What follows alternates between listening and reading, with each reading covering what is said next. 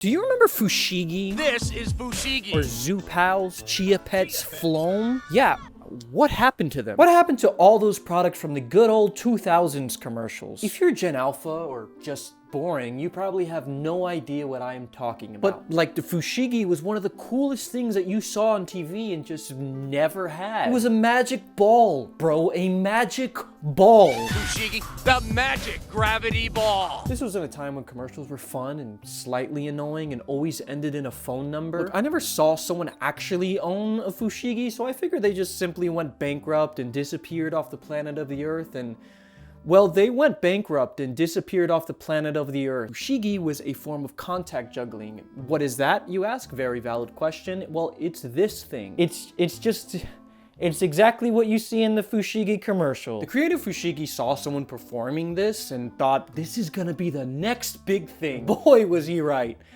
For like 3 months, and then boy was he wrong. I saw this old Yahoo ad that said, Fushigi's poised to be bigger than Snuggies and Xbox. And you know this ad's old because it hyphenated Xbox. But they also made a claim that you just buy fushigi, pick up this ball, and become a magic ball levitating god. Mystify, amaze, and confuse your friends in just minutes. In the contact juggling community, because yes, that is a thing. They wrote an article bashing these claims, and fushigi basically got canceled, or whatever canceled was called in 2010. But fushigi ain't got shit on zoo pals. Hey kids, follow the bouncing plate. Oink, oink, zoo pals. Buzz, buzz, zoo pals.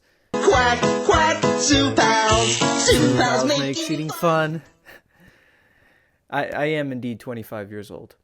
Everyone from this time period remembers it for its oh-so-catchy tune, which as a kid was glorious. You take a plate and you make it look like a cute animal? It's genius! I vividly remember this scene where the little girl puts a plate over her face and just starts pretending to be the animal, and just vividly wishing that I could do that. Yeah, I had a SpongeBob TV and an Xbox 360 and all the burned DVD discs I want, but that was true bliss. Alas, I don't think I ever once actually used a zoo pal, or maybe my ancient doo-doo brain has simply forgotten about it. That was me as a kid. Me now? Well, this shit is creepy. There was just something about those soulless eyes watching kids mindlessly sing along to them. Oink, oink, zoo pals. Buzz, buzz, zoo pals. Like, look at those eyes, bro. Or the spoon's eyes, like what is he on? There's no thoughts going in his head. And I know it probably wasn't creepy for 2008 me, but society has really creepified old kid content, and I feel like there's some dark secret going on in there in that commercial. I also just love the name of the plates, like Shelly the turtle, or Eddie the eagle, or Ernesto the alligator. Unlike the fushigi, it wasn't a scam and actually went on to survive the test of time. Kind of-ish. According to the Zoo Pals wiki, because yes, that is also a thing. I'm making fun of it, but I actually ended up going through the entire wiki and reading all about Zoo Pals. I really need a job. Zoo Pals discontinued in 2014, but came back in 2023, so nostalgia wins again. It probably also helped that it was part of a much larger corporation. You can still find Zoo Pals on Hefty's website or Amazon or maybe even real stores, but I don't get out of my room, so I don't know. On the topic of great commercial songs that are related to animal-themed products for kids, say hello to the Pillow Pets. It's a pillow pet. It's Pillow Pets.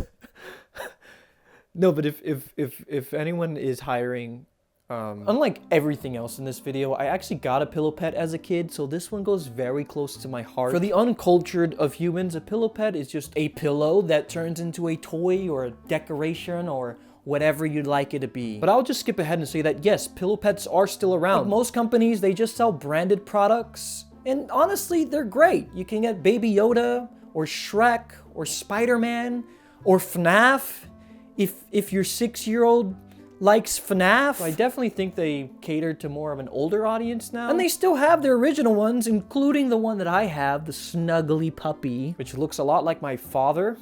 But it isn't all rainbows and unicorns. While pillow pets are still here and they're still very much successful, they've lost practically all of their marketing charm. Now, I'm not saying their previous lyrics were Pulitzer Prize winner by any means, but it's definitely better than whatever they do now, which is just corny TikToks.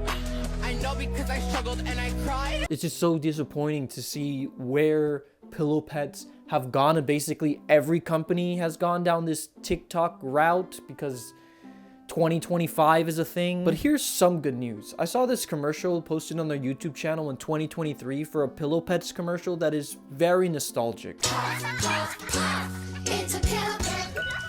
They even have that classic infomercial voice again. They played with you, cuddled with you, and watched you grow. Now the Pillow Pets are back. It's just so cool and nostalgic to see. And I'm not saying older is always better, but I lost something once. I lost something I couldn't live without. Brother, this. Now, if you have no heart in Pillow Pets, weren't you think? Perhaps you'd like another type of pet. Chia. Chia Pets, the pottery that grows. Yes, almost everything in this era had a jingle, because life was actually somewhat enjoyable then. Chia Pets were pretty simple. You put the seeds on the thingy thing and, well, this would happen.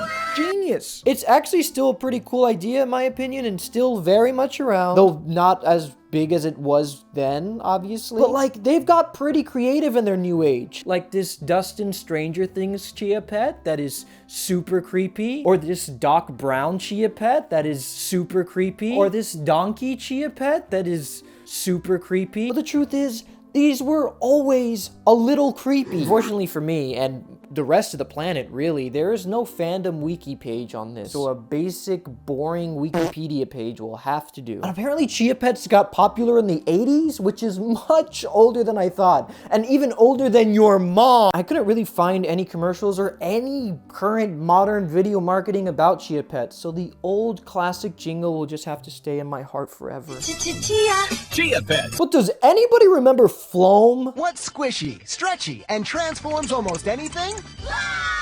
Floam sat on the shoulders of Gak. New hot colors. All of those children are in their 30s now.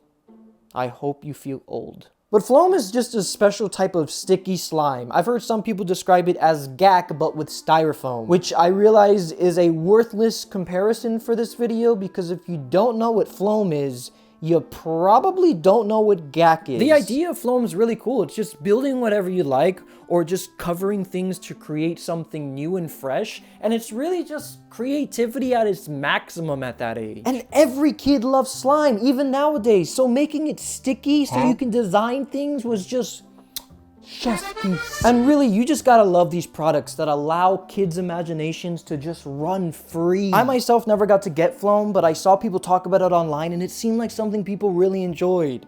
If only my parents just wanted to get something for me and just do something to make me happy and invest in my fun. Or should I say flun?